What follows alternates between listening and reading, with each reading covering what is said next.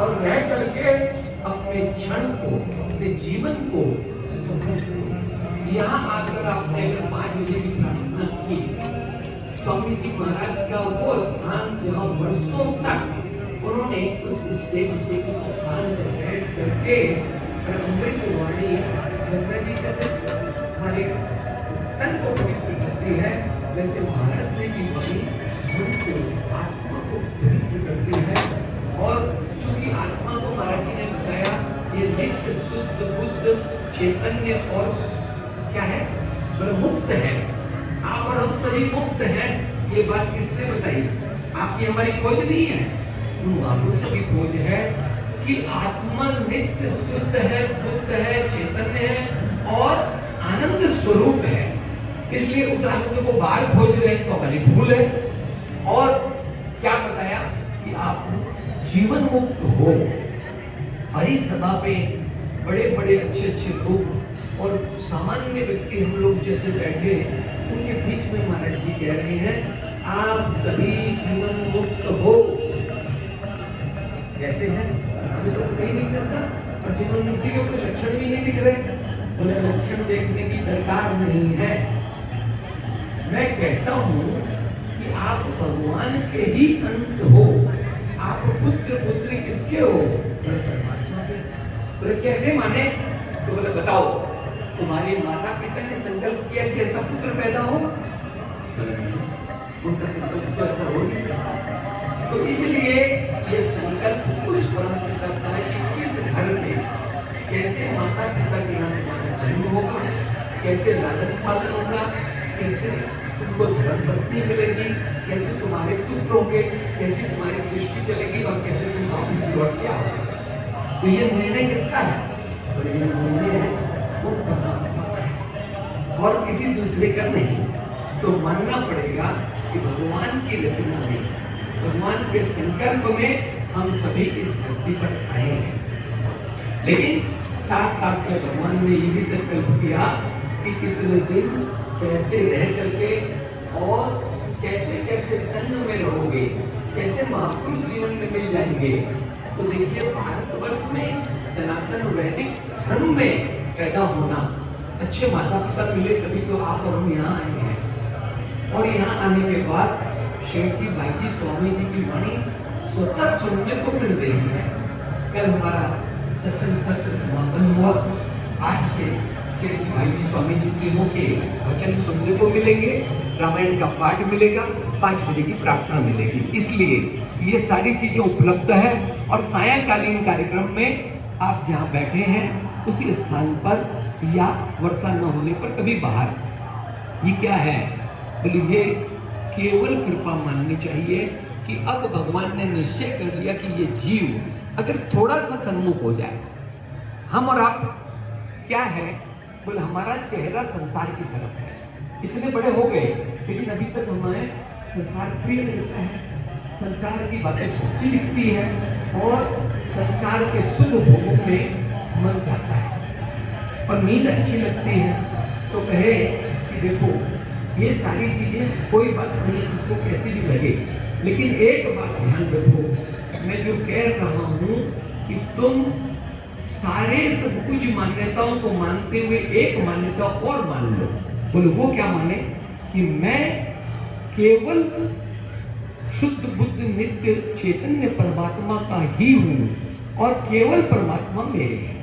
ये मान्यता नहीं करनी है, क्योंकि ये मान्यता हम लोगों ने मानी नहीं।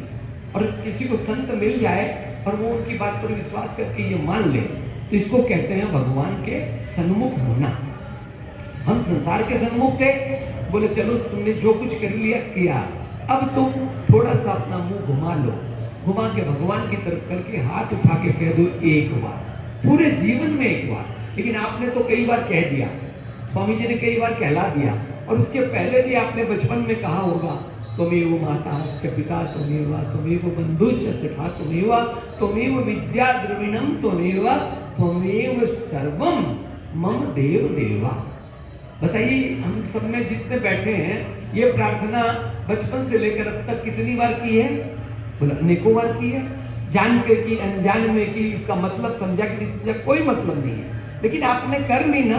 बोला हाँ, तो जैसे बच्चा तोतली भाषा में बोलता है या रोता है तो उसकी माँ समझ जाती है कि इसको क्या चाहिए। भूखा होगा तो उसको कोई चीज़ पिलाएगी खिलाएगी, और भूखा नहीं होगा तो उसको गोद में ले लेगी, चुप हो जाएगा कि ये नीचे उतारे हैं इसलिए रो रहा है, और भूखा है तो दूध पिलाते ही चुप हो जाएगा। ऐसे जिस माँ को बिना बोले सब कुछ पता चलता है, ऐसे ही हमारी आपकी सम्मुख होते ही हम जो कुछ जिस टूटी फूटी वाणी में आज तक प्रार्थना करते आए हैं, और सुबह सुबह 5 बजे 19 श्लोक गीता जी के और 2 श्लोक गीता जी के बाहर के, उसमें सबसे पहला गजाननम भूतगणादि सेवितम कपित्थ जम्बो भरचारो भक्षणम उमाशुकम शोक विनाशकारकम नमामि महेश्वर पाद पंकजम। मैंने 2 चीज पढ़ी, एक तो हमें मानता है ये नास्तिका है, और एक सबसे पहला गजानन जी की प्रार्थना। गजानन जी कौन है? माँ और पिता, अन्नपूर्णा माँ है, भगवान शंकर पिता है, इन दोनों के प्यारे पुत्र हैं।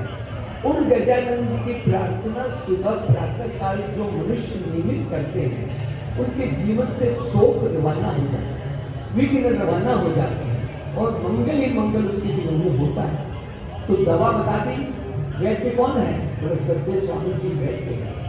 दवा बताई है इस तन मन और जो आध्यात्मिक शरीर हमारा स्पिरिचुअल बॉडी है, जैसे इस स्थूल शरीर को भूख लगती है, आप और हम भोजन देते हैं, जल पिलाते हैं, मानसिक शरीर को मन से उसको भी भूख लगती है, और जो हमारी आत्मतृप्ति है, आत्मतृप्ति है, वो कैसे होती है? बोले वो भगवान के समीप जाने पर, भगवान के सम्मुख होने पर। और मन में तृप्ति होती है भगवान से जुड़ने पर।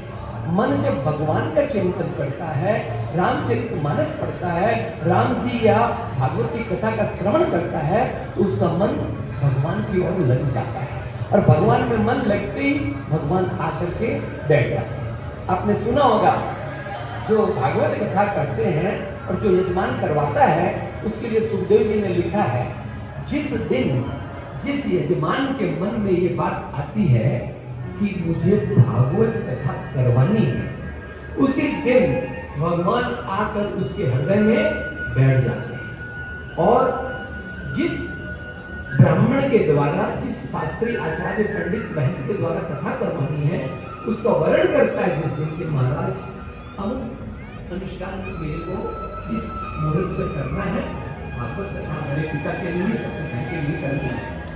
जिस दिन वो स्वीकृति हुई, उसी दिन से उस वक्त जो कहने वाला, कथा कहने वाले प्यास है, उसके भी हृदय को भगवान अवरुद्ध कर लेते हैं। ये रिजर्व, जैसे रिजर्व का बोर्ड लगा करते हैं कई सीटों पर, इसमें और दूसरे नहीं बैठ सकता, ऐसे ही उसी दिन उस व्यास के और यजमान के दोनों के भगवान आकर अवरुद्ध कर लेते हैं।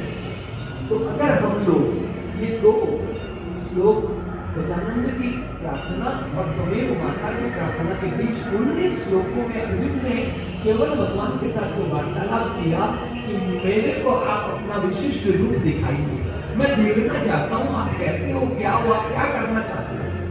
और भगवान ने वो स्वरूप जो दिखाया, उसी का वर्णन प्रार्थना में आपको मिलेगा। अर्जुन ने सत्य कहा, मैं आपके हृदय में क्या देखते, शरीर